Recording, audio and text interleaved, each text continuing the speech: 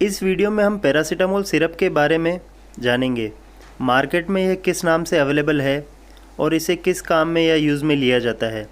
साथ ही हम यह भी जानेंगे कि इसकी डोज़ क्या रहती है और बच्चों में इसकी डोज़ को कैसे कैलकुलेट किया जाता है। और वीडियो के अंत में यह भी जानेंगे कि पैरासीटामोल सिरप के ओवरडोज से बच्चों पर क्या असर हो सकता है अगर उन्हें हम ज़्यादा मात्रा में पैरासीटामोल सिरप दे दें तो। पैरासीटामोल सिरप के बारे में पूरी जानकारी लेंगे क्योंकि दवाओं के बारे में आधी जानकारी बहुत ही घातक होती है। मैं हूं आपका दोस्त कुलदीप चौधरी और आप देख रहे हैं मेडिकेयर फॉर यू।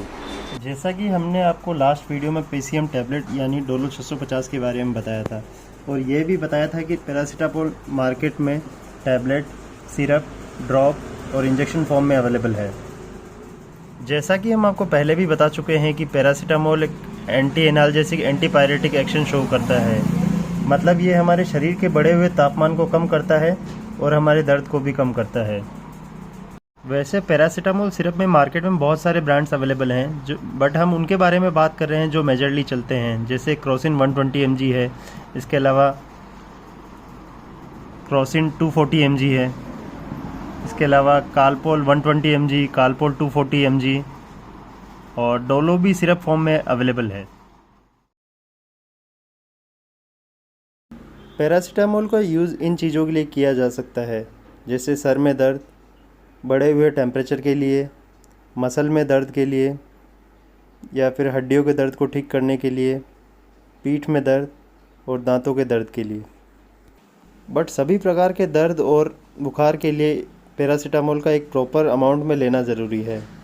तो इसको हम डोजिंग के थ्रू समझते हैं कि बच्चों को कितनी मात्रा में पैरासीटामोल दिया जाना चाहिए। इस चीज़ को समझने के लिए हमने आपके लिए एक चार्ट प्रिपेयर किया है, तो हम इस चीज़ को इसी चार्ट के थ्रू समझते हैं। इस चार्ट के थ्रू हम आपको समझा रहे हैं कि एक बच्चे में पैरासीटामोल कितनी मात्रा में दिया जाना चाहिए। इसमें हमने दोनों ही कॉन्सेंट्रेशन को कवर किया है, 120 mg पर 5 ml और 250 mg पर 5 ml। जैसे कि एक 10 किलो के बच्चे को 6 ml सिरप दे सकते हैं जिसमें 120 mg पर 5 ml हो। और अगर इन जनरल बात करें तो पर केजी 10 to 15 mg दिया जाता है।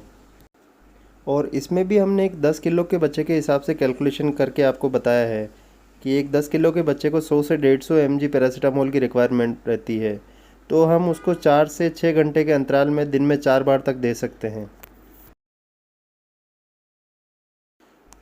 तो दोस्तों, डोज़ को एक प्रॉपर अमाउंट में देना ज़रूरी है। अगर पैरासीटामोल का ओवरडोज होता है तो उसकी वजह से कुछ सिम्टम्स हो सकते हैं जैसा कि हमने आपको दिखाए हैं।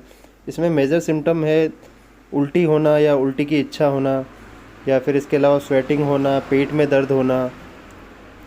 और अगर लंबे समय तक ओवरडोजिंग करें तो लीवर डैमेज या फिर किडनी डैमेज भी हो सकता है।